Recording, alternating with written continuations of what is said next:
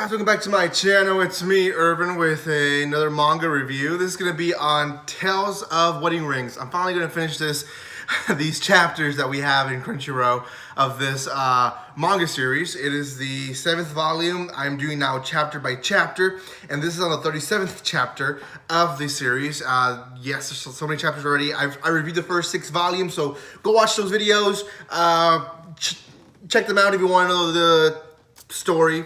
At this point, we are at the elf realm kingdom, and in the kingdom, the Ring King is trying to learn more stuff. He's trying to figure out, how to get stronger as the Ring King.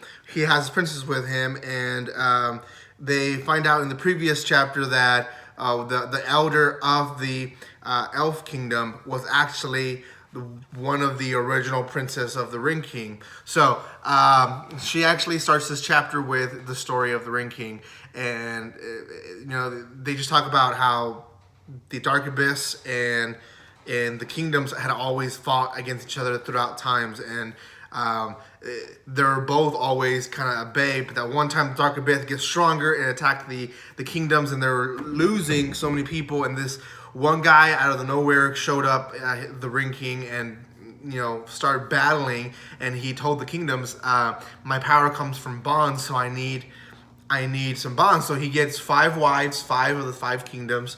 One of each kingdom of the 5 kingdoms, and they became his wives, and essentially he gets powers from these bonds, and they kind of show him, get him, his life is basically a lustful night, battling all day. Lustful night, battling all day. So it's an ongoing battle that this guy was going through, just to get the Dark Abyss away, and he finally wins. And the other kingdoms are at bay.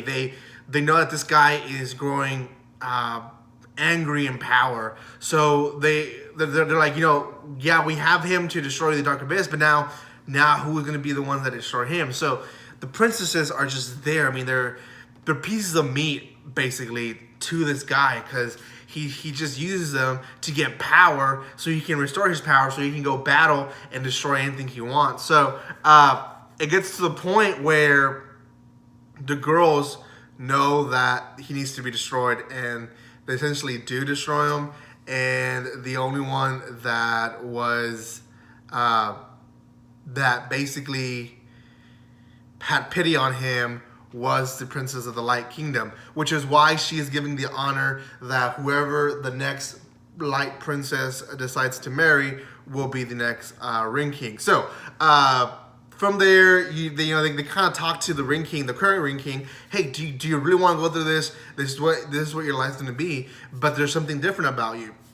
One, he's not in for the lustfulness. He is in because he wants to really be with the girl of the Light Kingdom. Doesn't want to be with another girl. So anyways, this is basically what might happen to him if he grows into the wrong side of the power, I guess you can say.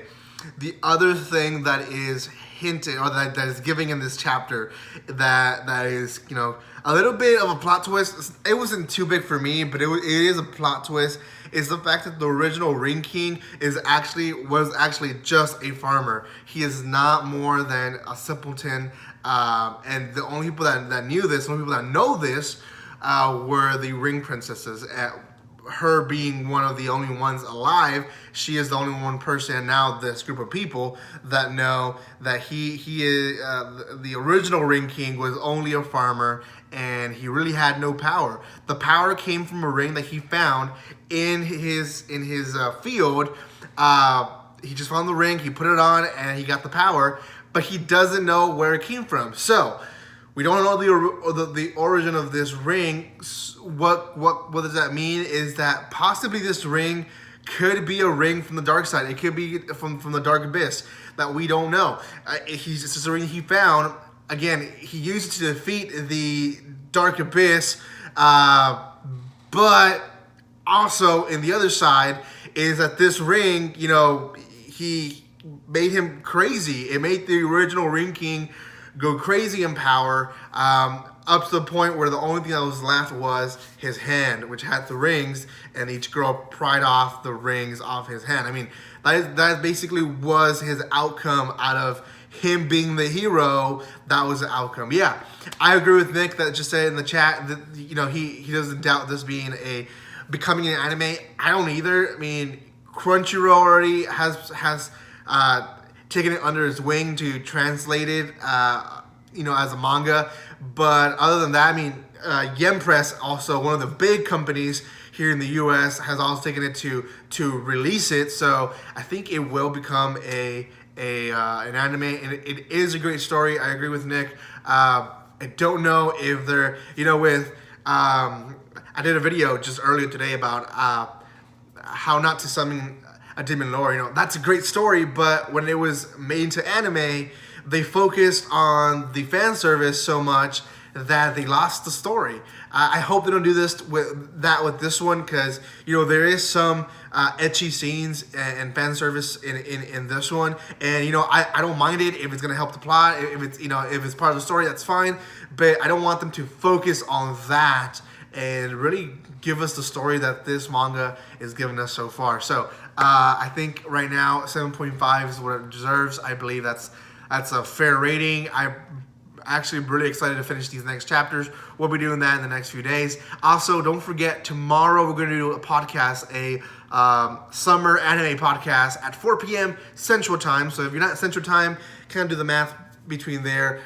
So keep up with us. We will be here. Cade, Night Robber, Ray the Otaku, other people, RCS, will be here to talk about just the season, how it's going, and how we're enjoying it, / maybe not enjoying it. So thank you so much for following my channel. Don't forget to be there tomorrow, and thank you so much for all the love and support. Like always, don't be strangers.